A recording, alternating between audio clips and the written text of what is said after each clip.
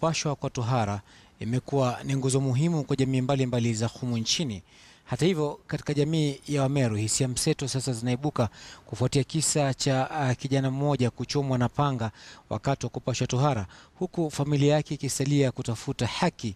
Hussein Mohamed alizungumza na baadhi ya wakazi wa jamii hiyo kutafuta muafaka wa mila na tamaduni hizo.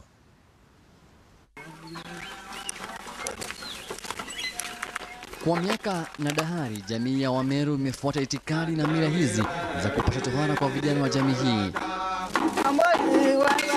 Sio vijana kuonyesha ukakamavu wao, hata kuchinjwa kwa mbuzi. Lakini uvamizi wa kijana huyu hivi majuzi, ambaye alibaki na makovu ya kuchomwa baada ya kulazimishwa kupasha tohara, huku familia yake ikipewa vitisho na hata wengine kudai kubakwa, imeibua maswali mengi. Wakanichoma, wakasema mtoto wa maskini hata tupeleke wapi, hawana pesa, sababu tumusome.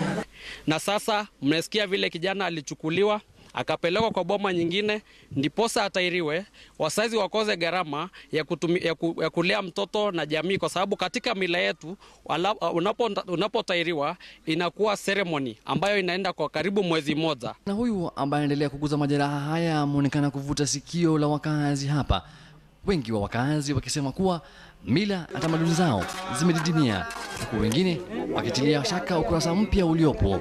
Lazima kijana atairiwe, na kutairiwa kwa kijana atairiwe na lazima.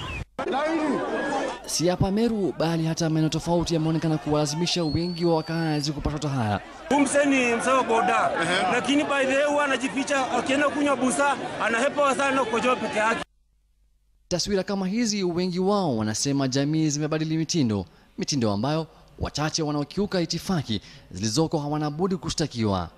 Sio kusoma tumeacha kimila ile ya nyimbo na nini, lakini wazee ndio wenye mila. When it comes to violence on individuals, maybe to force them to circumcise, that is criminal. You can't force anybody to go to circumcise. Aghlabu vijana kutoka jamii hii hupashwa tohara mwezi wa Septemba na Novemba baada ya kukamilisha darasa la 8, huku wengi wakipendelea kupashwa tohara hospitalini. Wengine wanasema tamaduni zao zitakwisha. Kwa sasa hii ni kama imebadilika, imekuwa ni madharau, kwa sababu watu wakienda kwa tohara Kimeru wanatusiana, lakini wakati ule wa mbele ilikuwa na heshima zake.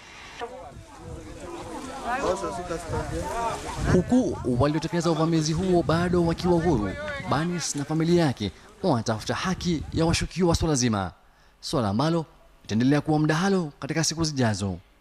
Hussein Mohamed, KTN leo, Weekendi.